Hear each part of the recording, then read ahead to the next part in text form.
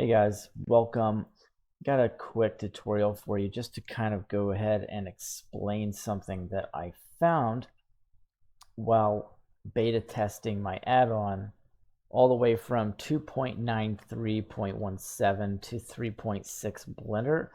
I did find something that could create a slight conflict, but it's not anything I can do anything about.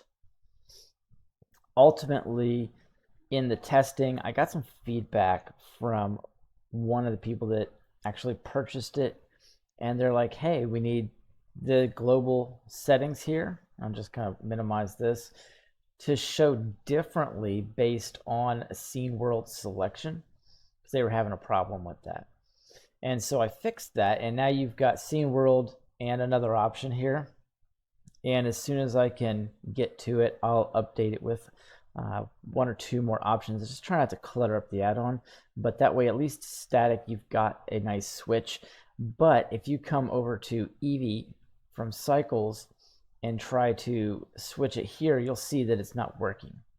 And the reason for that is you've already got that selected here. So you'd have to deselect it, Scene World, from here, and then come in to Eevee Engine and individually turn them on and off, and then the global exposure will work, okay, dependent on what settings you have. So like this will work, and you get the HDRI rotations, and then if you're on Cycles, you get the HDRI rotations and power and so on. Let me pull that exposure down a touch. But if one of these is selected, does not matter which one, and you try to come over and modify it in the viewport settings here, it's not going to switch from world strength because it's locked in.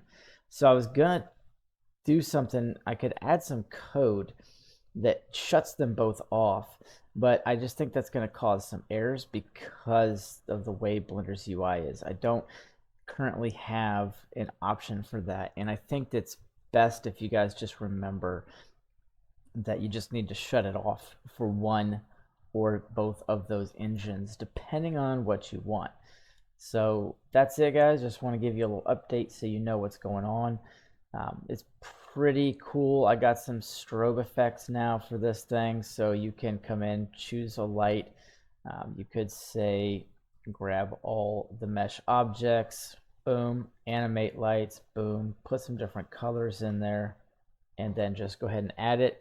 Give it a second, it'll zip all the keyframes in, and then you can see how that's going to end up looking pretty cool. And of course you can manipulate those lights and positions and add them and store them.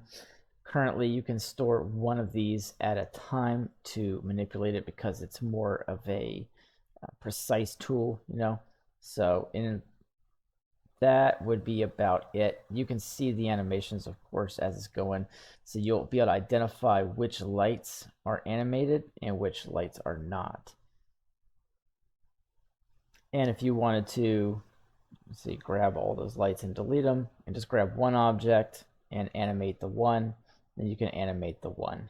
And that way you'll have control over those lights pretty easily. And then, of course, you got the studio kit here. That way you can put some presets in. Saves the lazy people like myself a lot of trouble. Thanks for watching, and I'll see you guys in the next tutorial lesson.